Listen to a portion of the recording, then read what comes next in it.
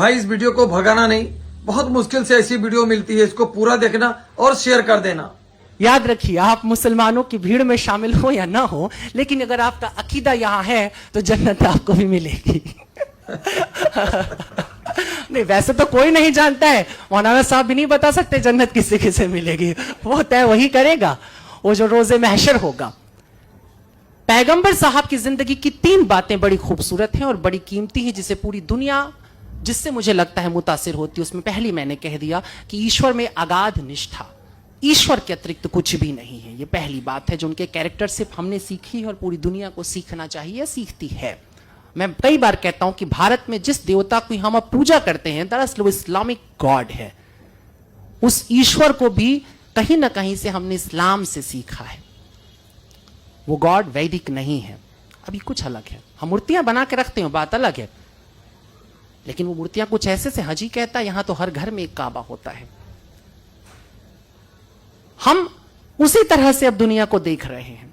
हमारे पास एक ईश्वर है जो सजा भी देगा और हमें जजा भी देगा, उससे फैज भी मिलना है, सब होना है। तो एक चीज है ईश्वर के प्रति 100% आस्था, और दूसरी बात जो उनसे सीखने जैसी है, मुझे लगता है कि अरब की उस जिस जगह की अभी आप चर्चा कर, बहुत अच्छी बात थी कि आपने सबसे पहले औरतों की दुर्दशा पे बात की थी। मैंने इस बात को कई बार कहा है कि यूं तो मेरा शादी ब्याह से सख्त विरोध है, मुझे लगता है ये दुनिया की सबसे ही बकवास परंपरा है, इसे खत्म हो जाना चाहिए। लेकिन फिर भी अगर कभी मेरा दिमाग फिर जाए और मुझे सचमुच शादी ब्याह करने की नौबत आ जाए, तो मैं हमेशा निकाह चुनूंगा, क्योंकि बड़ा खूबसूरत है।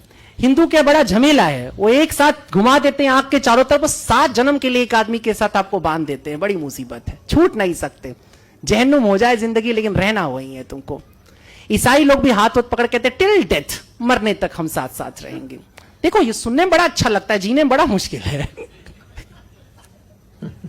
कई बार एकदम से मन बदल जाता है।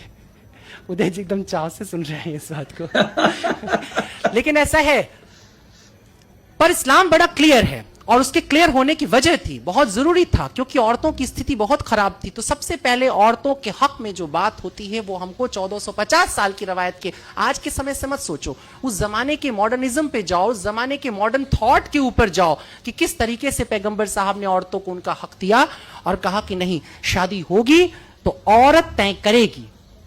तय करेगी माने वो कबूल है बोलेगी तो कबूल, नहीं बोलेगी तो नहीं। और अगर कबूल है, वो कहती है, तो ये भी वो तय करेगी कि ये कितनी इंश्योर्ड होने वाली है शादी।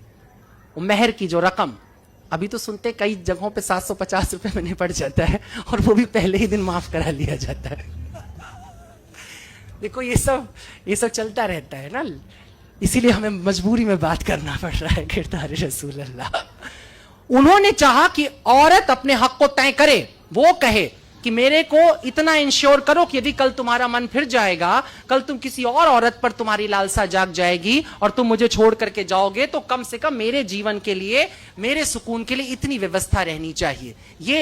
ये नियम आता है, और ये बहुत बड़ी बात थी। आज जिसकी हम बात करते हैं, शादी ब्याह में अब कोर्ट जैसे बातें करता है कि नहीं भाई, औरत को उसका हिस्सेदारी दे दो, ये कर दो, वो कर, ये 1450 साल पहले सोचा जा रहा है। उस जगह जहां पे बेटी को पैदा होते ही जमीन में दफन कर दिया जा रहा है, जहां दामाद बनाना वो एक तरह से गाली की तरह हो जाता था, ये हालत जहां पर थी, जहां तमाम खूबसूरत लड़कियां लौंडियों की तरह रख ली जाती थी, उठा ली जाती थी एक जगह, और वहां पर यह नियम आता है। बर्नार्ड शॉ की आपने बात की, बर्नार्ड शॉ ने 2 लाइनें कही थी, एक लाइन आपने कहा था, मैं दूसरी लाइन के साथ बोलूंगा। उन्होंने कहा था कि इस्लाम दुनिया का सबसे खूबसूरत मजहब है और मुसलमान बदतरीन, सबसे बुरे लोग हैं। ये सुनने में कितना भी खराब लगे, लेकिन ये मजबूरी होती है।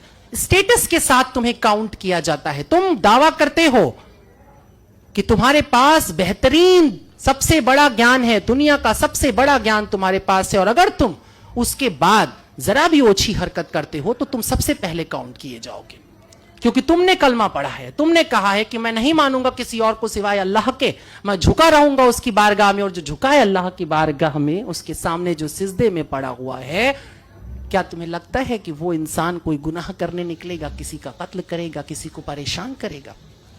ऐसा नहीं हो सकता। मगर तेरा दिल तो है सनम आशना, तुझे क्या मिलेगा नमाज में?